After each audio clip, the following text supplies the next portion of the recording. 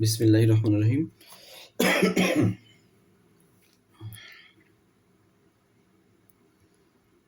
বাংলাবিদ SB ক্লাসের পক্ষ থেকে সবাইকে জানাই শুভেচ্ছা অভিনন্দন। আজকে আমি যে বিষয়ে ক্লাস নিব সেটা হচ্ছে নবম দশম শ্রেণীর কবিতা ওমর ফারুক। অত্যন্ত সুন্দর একটা কবিতা এবং কবিতাটা অনেক বড়, কিন্তু অনেক মজার একটা কবিতা, অনেক সুন্দর একটা কবিতা। মানে আমি এই বছরে নতুন এই কবিতাটাকে নতুন সংযুক্ত করা হয়েছে নবম দশম শ্রেণীর সিলেবাসে। তো সেই ক্ষেত্রে যে কবিতাটা পড়ব, তো আমি চেষ্টা করব এই কবিতাটাকে দুইটা পার্টে ভাগ করার জন্য, কারণ এখানে অনেক বড়, মানে অনেকগুলো লাইন রয়েছে। তো আসলে আমরা কথা না বাড়িয়ে কবিতায় শুরু করি। আমি চেষ্টা করব যে প্রত্যেকটা লাইনে সুন্দরভাবে ব্যাখ্যা দেওয়ার জন্য। প্রথমে যে লাইনটা আছে, তিমির রাত্রি এশার আজানের শুনি দূর মসজিদে। মানে তিমির রাত্রি, তিমির মানে অন্ধকার, অন্ধকার রাত্রে এশার আজান শুনি দূর মসজিদে। অন্ধকার রাত্রে এশার আজান শোনা যাচ্ছে দূর মসজিদে। প্রিয়হারা কার কান্নার মতো এ বুকে আসিয়া বেঁধে। ঠিক সেই আজানের সুরটা মনে হচ্ছে কারোর প্রিয়জন হারিয়ে গেছে, সেই প্রিয়জন হারানোর সুর এসে মনে হয় বুকে ব্যথা দিচ্ছে। আমিরুল মোমিনিন, আমরা জানি ইসলামের দ্বিতীয় খলিফা যাকে আমিরুল মোমিনিন হিসেবে রাখা হয়, হযরত ওমর। ইসলামের দ্বিতীয় খলিফা হযরত ওমর, যাকে আমিরুল মোমিনিন হিসেবে রাখা হয়। তোমার স্মৃতি যে আজানের ধ্বনি জানে না মুয়াজ্জিন। বলা হচ্ছে আসলে তোমার স্মৃতিটাই যেন হচ্ছে কি বলে আজানের ধ্বনি, এটা জানে না মুয়াজ্জিন। কারণ এইটা বলার একটা কারণ এটাও হতে পারে যে যখন রাসূলুল্লাহ ইসলাম প্রচার করতেন, তখন কিন্তু তিনি গোপনে ইসলাম প্রচার করতেন। যখন ওমর রাদিয়াল্লাহু তাআলা আনহু ইসলাম ধর্ম গ্রহণ করলেন, তখন কিন্তু তিনি নিজে দাঁড়িয়ে থেকে ইসলামের যে মুয়াজ্জিন ছিল তাকে আজান দিতে বলেছেন। হয়তোবা এখান থেকেও হতে পারে যে তোমার স্মৃতি যে আজানের ধ্বনি জানে না মুয়াজ্জিন। আসলে প্রকাশ্যে আজান দেওয়ার ক্ষেত্রে এটা হতে পারে। তকবীর শুনি শয্যা ছাড়িয়া চকিতে উঠিয়া বসি। তকবীর মানে তাকবীর আমরা শুনতে পাই, এবং বিছানা ছেড়ে চকিতে, খাটেতে বা চকিতে আমরা উঠিয়া বসি। বিছানা ছেড়ে চকিতে আমরা উঠিয়া বসি। বাতায়ন মানে জানালা। বাতায়নে চাই উঠিয়াছি কিরে গগন মরুর শশী। চাই মানে চেয়ে দেখি, মানে জানালা দিয়ে দেখি যে আসলে আকাশে কি চাঁদ উঠেছে। গগন মানে কিন্তু আকাশ, এই গগন মানে আকাশ, মরুর শশী মরুতে যে সূর্য, অর্থাৎ মরুভূমির উপরে যে আকাশ রয়েছে, সেই আকাশে যে সূর্যটা ওঠে, চাঁদটা ওঠে, সেই চাঁদ কি উঠেছে। শশী মানে কিন্তু চাঁদ। এটা বাতায়ন দিয়ে দেখি যে আসলে বাতায়নে কি কোনো চাঁদ উঠেছে, মানে বাতায়ন দিয়ে আকাশের দিকে দেখি। বাতায়ন মানে কিন্তু জানালা।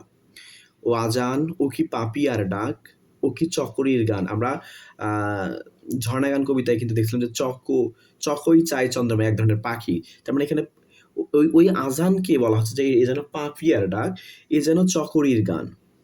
মুয়াজ্জিনের কণ্ঠে এ কি তোমারই সে আহ্বান। এটার রাইট উচ্চারণ কিন্তু হবে আহ্বান, আহ্বান নয়। এটার শুদ্ধ উচ্চারণ হবে আহ্বান। মুয়াজ্জিনের কণ্ঠে এ কি ও তোমারই আহ্বান। আসলে এখানে বোঝা যাচ্ছে যে মুয়াজ্জিনের কণ্ঠে কি তোমারই সেই ডাক, তোমারই সেই আহ্বান শোনা যায়। আবার লুটায়ে পড়ি, আবার সিজদায় পড়ে যাই বা লুটায়ে পড়ি। সেদিন গিয়াছে শিয়রের কাছে কহিছে কালের ঘড়ি। সেদিন চলে গেছে, সময়ের পরিবর্তনের সাথে সাথে সেদিন কিন্তু চলে গেছে। ঘড়িতে যেরকম সময় অতিবাহিত হয়ে যায়, ঠিক সেই রকম কিন্তু এই সময়টাও চলে গেছে। ওমর ফারুক আখিরে নবী, ওগো দক্ষিণ বায়ু। দক্ষিণ বায়ুকে ডান হাত বলা হয়, তাহলে দক্ষিণ বায়ু বলতে কাকে বোঝানো হচ্ছে? ডান হাত। আসলে ওমর ফারুক ছিল আখিরি নবীর কি ডান হাত, মানে একটা শক্তি ছিল। আহ্বান নয় রূপ ধরে এসো, যে তোমাকে আমরা ডাকছি না, তবে তুমি রূপ ধরে এসো। গ্রাসের অন্ধতা রাহু। এবং যে কি রয়েছে ইসলামের যে এখন যে অবস্থা, মানে করুণ অবস্থা, অর্থাৎ যে অন্ধতা, সেই অন্ধতাকে দূর করার জন্য তুমি রূপ ধরে চলে আসো। আহ্বান নয় রূপ ধরে এসো গ্রাসে অন্ধতার রাহু। অর্থাৎ ইসলামের যে দুর্দিন চলে এসেছে, সেই দুর্দিনকে দূর করার জন্য তুমি কারো রূপ ধরে চলে আসো। ইসলাম রবি, জ্যোতি আজ তার আজ দিনে দিনে বিমলিন। ইসলামের যে জ্যোতি ছিল, যে আলো ছিল, সেটা আস্তে আস্তে কি হয়ে যাচ্ছে? বিমলিন হয়ে যাচ্ছে। সে আলো আস্তে আস্তে কমে যাচ্ছে। সত্যের আলো নিভিয়া জ্বলিছে, জোনাকির আলো ক্ষীণ। সত্যের আলো নিভে যাচ্ছে, কিন্তু আসলে জোনাকির আলো কেমন করে জ্বলে? মিটমিট করে জ্বলে, ক্ষীণ, অল্প করে জ্বলে। ঠিক ইসলামের যে আলোটা ছিল সেটা নিভিয়ে গিয়ে সে আলোটা এখন কিসের মতো হয়েছে? সে আলোটা এখন হয়েছে ক্ষীণ আলো। সে আলোটা এখন কিসের মতো হয়েছে?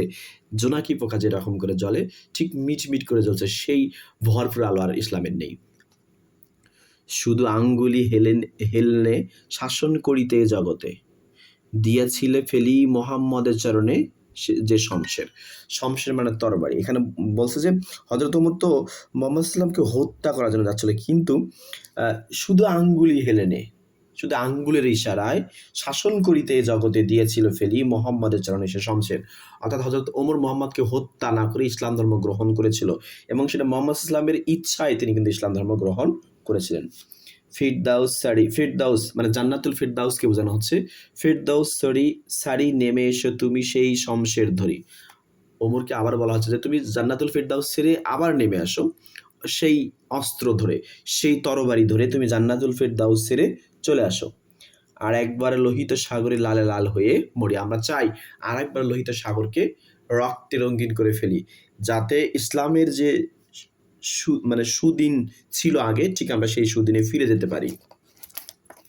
এরপরের লাইনটা,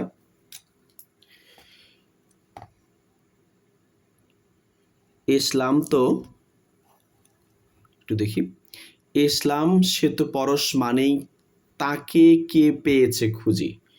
পরশ পাথর আমরা চিনি। আসলে পরশ পাথর এখানে বোঝাচ্ছে যে ইসলাম হচ্ছে পরশ পাথর। পরশ মানে তাকে কে পেয়েছে খুঁজি, একে যে খুঁজে পেয়েছে, পরশে তাহার সোনা হলো যারা, তাদেরই মোরা বুঝি। ইসলামের পরশ পেয়ে যারা সোনা হয়েছে, অর্থাৎ পরশ পাথরের সংস্পর্শে এসে লোহাও সোনা হয়ে যায়, ঠিক সেটাই বলছে যে ইসলাম তো পরশ মানিক, এর পরশে, এর ছোঁয়ায় যারা সোনা হয়েছিল, যাদের জীবন পরিবর্তন হয়েছিল, তাদেরকেই আমরা বুঝি। আজ বুঝি কেন বলিয়াছিলেন শেষ পয়গম্বর। আমরা আজকে বুঝতে পারছি যে কেন বলেছিলেন শেষ পয়গম্বরকে। শেষ পয়গম্বর হচ্ছে হযরত মুহাম্মদ ইসলাম, যে এই কথা তিনি একটা কথা বলেছিলেন। আমরা সেটা এখন বুঝতে পারছি যে কেন তিনি কথাটা বলেছিলেন। মোর পরে যদি নবী হতো কেউ, হতো সে এক ওমর। রাসূলুল্লাহ নিজেই বলে গেছেন যে আমার পরে যদি কেউ নবী হতে পারে, মানে আমার পরে যদি নবী আসতো, এরকম যদি বিধান থাকতো, তাহলে সেই নবীটা হতো হযরত ওমর রাদিয়াল্লাহু তাআলা আনহু। এ কথা কে বলে গেছেন? এ কথা কিন্তু মুহাম্মদ সাল্লাল্লাহু আলাইহি ওয়াসাল্লাম নিজেই বলে গেছেন।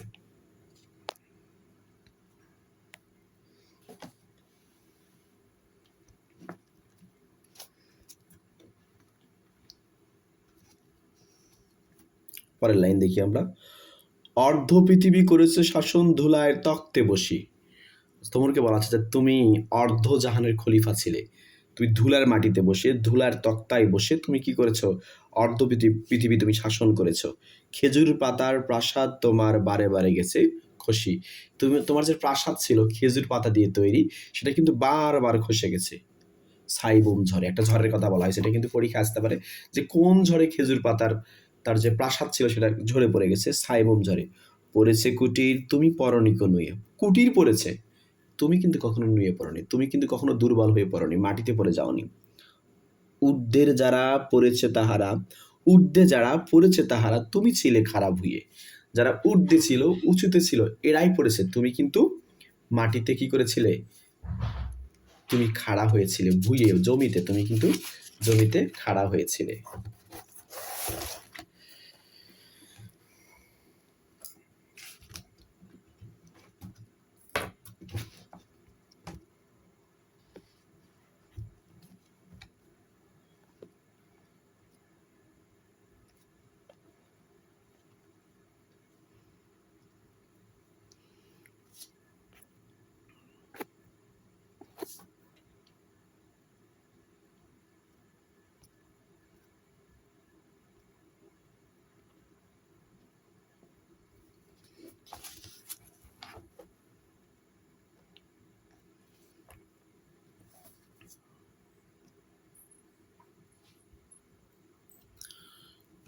শত প্রলোভন বিলাস বাসনা ঐশ্বর্যের মত, করেছ সালাম দূর হতে সব, ছুঁইতে পারেনি পথ।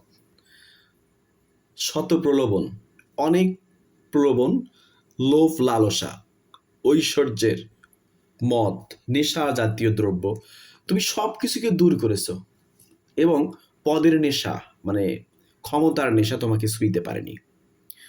সবারে ঊর্ধ্বে তুলিয়া ধরিয়া তুমি ছিলে সব নিচে, বুকে করে সব বেড়া করি পার, আপনি রইলে পিছে। সবার ঊর্ধ্বে তুলিয়া ধরিয়া তুমি ছিলে তব নিচে, সবাইকে তুমি ঊর্ধ্বে তুলেছিলে, সবাইকে তুমি প্রাধান্য দিয়েছিলে, এবং তুমি নিজেই নিচে ছিলে, এবং যত সমস্যা এসেছিল সেই সমস্যাগুলো তুমি নিজে পার করেছো, এবং তুমি কিন্তু সবার পিছে ছিলে। হেরি পশ্চাতে চাহি, হেরি মানে কিন্তু দেখা, হেরি পশ্চাতে, পশ্চাতে মানে পেছনে, একটু আমরা পেছনে ফিরে দেখি। তুমি চলিয়াছ রৌদ্রদগ্ধ দূর মরুপথ বাহি, জেরুজালেমের কেল্লা যথায় আছে অবরোধ করি। তুমি চলেছ সেই জেরুজালেমের কেল্লাতে, যেই জেরুজালেমের কেল্লাতে কি হচ্ছে, অবরোধ করে রেখেছে। সেটা রাস্তাটা কেমন ছিল, রৌদ্রদগ্ধ মানে খুব বেশি হচ্ছিল, মনে হচ্ছে যে সব কিছু পুড়ে, মরুভূমি যেন পুড়ে গেছে, সেই রকম রোদের মধ্যে তুমি চলছো। বীর মুসলিম সেনাদল তব বহুদিন মাস ধরি, বীর মুসলিম সেনাদল তব বহুদিন মাস ধরি, অনেক দিন ধরে তারা এই কেল্লাটাকে অবরুদ্ধ করে রেখেছে। দুর্গের দ্বার খুলিবে তাহারা, বলেছে শত্রুর শেষে, দুর্গের দরজা তারা খুলে দিবে, তাহারা বলেছে শত্রুর শেষে, ওমর যদি গো সন্ধিপত্রে স্বাক্ষর করে এসে। তারা বলছে যে আসলে আমরা দুর্গের দরজা খুলে দেব শত্রুতা শেষ হলে, তবে ওমর যদি এসে আমাদের সাথে সন্ধি করে, সন্ধিপত্রে স্বাক্ষর করে, তবে আমরা খুলে দেব। হাই রে, আধেক ধারার মালিক আমিরুল মুমিনিন, আধেক মানে হচ্ছে অর্ধেক, হাই রে অর্ধেক ধরা মানে পৃথিবী, অর্ধেক পৃথিবীর মালিক আমিরুল মুমিনিন, শুনে সে খবর একাকী উষ্ট্রে চলেছে বিরামহীন। এই খবর শুনে একাকী হযরত ওমর রাদিয়াল্লাহু তাআলা আনহু উষ্ট্রের পিঠে করে চলেছে বিরামহীন, কোথায় কখনো কোনো দম নেয়নি, মানে আশ্রয় নেয়নি। সাহারা পাড়ায়, সাহারা মরুভূমি অতিবাহিত করে, এখানে মরুভূমি অতিবাহিত করে, ঝুলিতে দুখানা শুকনো সবুজ রুটি, একটি মশকে এই একটুকু পানি খোরমা 2-3 মুঠি, শুকনা রুটি এবং এক মশক পানি এবং এক মুঠো খেজুর নিয়ে সে ছুটে চলছে সেই জেরুজালেমে।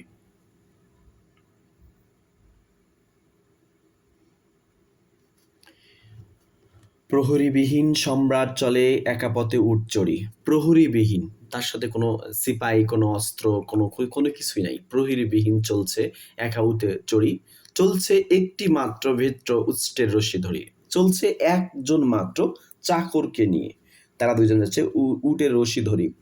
মরুর সূর্য ঊর্ধ্ব আকাশে আগুন বৃষ্টি করি, মনে হচ্ছে যে মরুর যে সূর্যটা উঠেছে সেটা থেকে যে তাপ পড়ছে, সেই তাপ দেখে মনে হচ্ছে যে এটা তাপ নয়, সে আগুনের বৃষ্টি পড়ছে।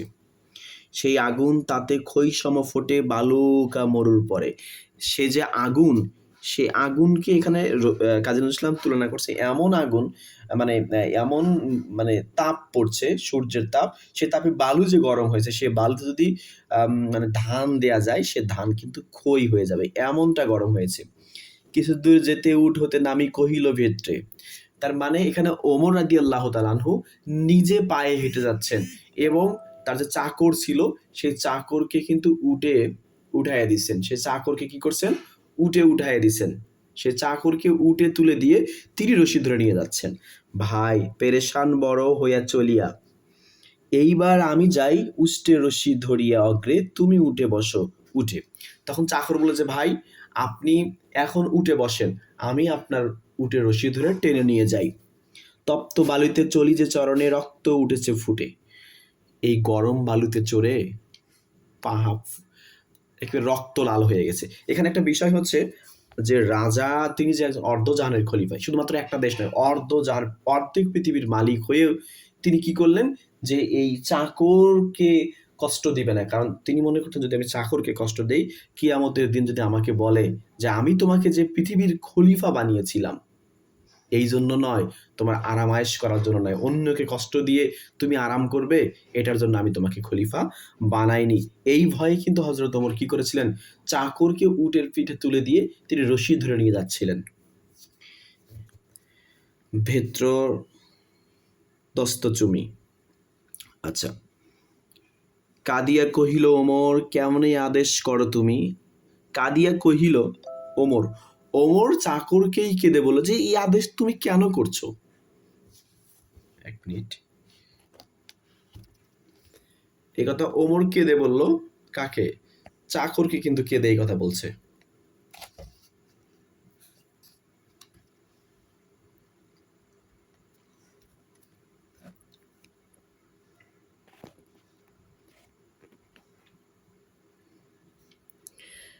কেমনে আদেশ করো তুমি, উষ্টের পিঠে আরাম করিয়া গোলাম রহিবে বসি, আর হেঁটে যাবে খলিফা ওমর ধরি সেই উটে রশি। কাঁদিয়া কহিল ওমর, কেমনে আদেশ করো তুমি, উষ্টের পিঠে আরাম করিয়া গোলাম রহিবে বসি, আর হেঁটে যাবে খলিফা ওমর ধরি সে উটে রশি। খলিফা হাসিয়া বলে, চাকর এই কথা বলল। তখন খলিফা হাসিয়া বলে, তুমি জিতে গিয়ে বড় হতে চাও ভাইরে, এমনি চলে। ওমর তখন চাকরকে বলল যে তুমি জিতে গিয়ে বড় হতে চাও ভাইরে, এমনি চলে। রোজ কিয়ামতে আল্লাহ যে দিন কহিবে ওমর, রোজ কিয়ামতে যখন আল্লাহ আমাকে ডাক দিয়ে বলবে ওমর, ওরে করিনি খলিফা মুসলিম জাহাদ তোর সুখ তরে তোরে। তো আল্লাহ যখন বলবে যে ওমর আমি তো তোকে খলিফা বানাইনি এই জন্য যে তুই কি করবি, যে মুসলিম জাহানের খলিফা হয়ে তুই শুধু সুখ ভোগ করবি, তখন আমি কি জবাব দেব। প্রিয় বন্ধুরা, আজকে এই পর্যন্তই ক্লাস নিব। আগামী দিনে বাকি অংশটুকু দেওয়ার চেষ্টা করবো ইনশাল্লাহ। তো যতক্ষণ আমি বাকি অংশটুকু না দিই ততক্ষণ আপনারা সুস্থ এবং সুন্দরভাবে থাকেন, এই প্রত্যাশায় আজকে ক্লাস শেষ করছি। আসসালামু আলাইকুম ওয়া রাহমাতুল্লাহ।